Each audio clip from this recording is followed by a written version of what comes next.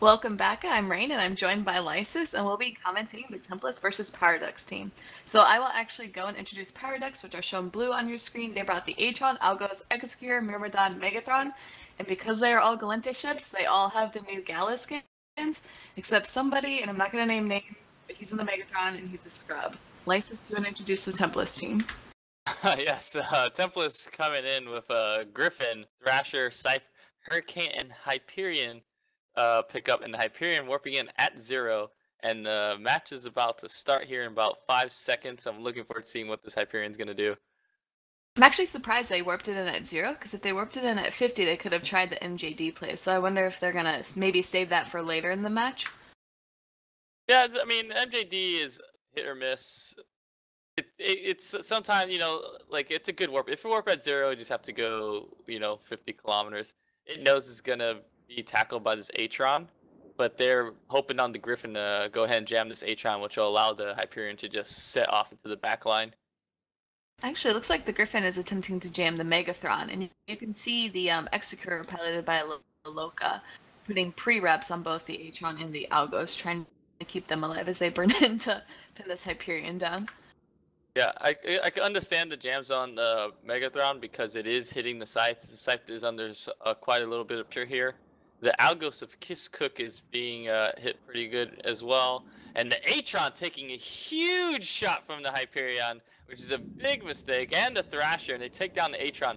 That is a massive play coming out from Templis, being able to take out that Atron. Now that Hyperion has nothing that could stop it. If this Algos goes in to try to tackle it, GG Algos.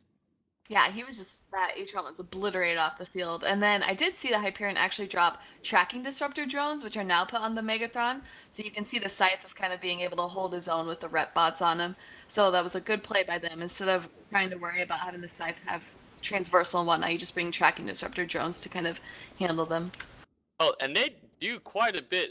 We've had that happen in one of our matches where there was tracking disruptor drones in our Abaddon, and he was having trouble hitting, so I'm sure this Mega's having trouble hitting, and they need like one of their ships, like probably the Algos, should go back and kill those drones. And you can see one has dropped already.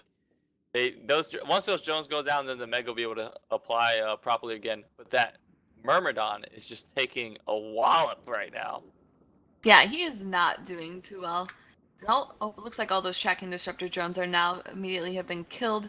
I believe Loloka should be able. It looks like he might be a little bit far, but he should be able to keep this Myrmidon up. I hope. He is not doing. I mean, he's gaining armor back, but he's losing huge chunks over time. Yeah, I'm wondering if this Executor is jammed.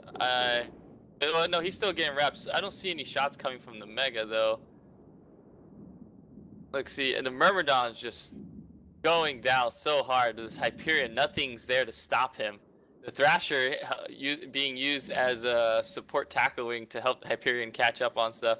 And the Thrasher doesn't even need to be there anymore. He could just back away and save on point and try to get a domination here. Yeah, but he's going down super low. The Scythe, I believe, is trying to keep him alive, but nope, wasn't good enough. He just popped. Yeah, I mean, he did his job. He was able to hold down the Myrm with the hype. He stayed it a little bit too long, but this Myrm is going to go down. There is a ton of rep drones on this Myrmidon, though. Yeah, we do. I believe the Megathron's actually super far away, and it doesn't look like anyone on Paradox is actually shooting. Both the Myrm and the Algos, which is now dead, were being jammed. So I'm not quite sure why the Megathron's not being able to apply. Their attack bar is not showing anything being done. Yeah, there's a lot of jams going out, being spread upon the team of Templis. This is well, like, they're doing pretty good execution. The Hurricane is nice and safe. He's having no problem applying.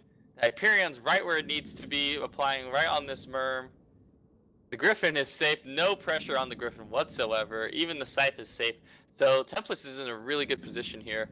It's going to be really hard for the Paradox to come back.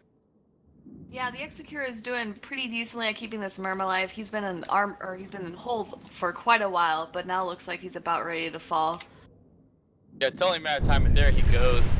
Yeah, that Atron falling was, I believe, the big tipping point here, and the Thrasher was what helped kill that Atron. There's just so much DPS coming out of that Thrasher, and if it tracks even a little bit with the hype, oh, that thing goes down so quick. Yeah, now that there are only two ships left on the Paradox team, well, we have seen a battleship and a cruiser pull back a win before. I don't think they can do it, especially with the Griffin and the targeted jams. And I believe the Griffin also has a Galente jam, which isn't too good for the Paradox team by any means. Oh yeah, the Griffin is very strong against armor comps when it comes to dealing with Logi, because the Griffin comes with a multispectral jam, a Amar jam, and a Galante jam. So that's a hit on the Augur, and that's a hit on the Executor. And so now he only has 2 targets to deal with. He has 3 jams. He could pretty much do whatever he wants. He could just apply everything to Executor, or just apply everything to the Mega if he wants to, and just lower the DPS. But there isn't enough DPS on the field really to drop him. The Scythe is completely safe, and if that Mega tries to shoot the Hurricane or the Hyperion, the Scythe can always come skirt back in if it wants to. They have this match in the bag. They're in complete control here. Pretty much just a mop-up job. Yeah, and it does look like the Megatron. I want to say he's jammed. It looks like the Griffin is only jamming him. They're not even worried about this Executor, even though he does have some pretty good reps, and this Megatron is just melting under the Hyperion and the Hurricane.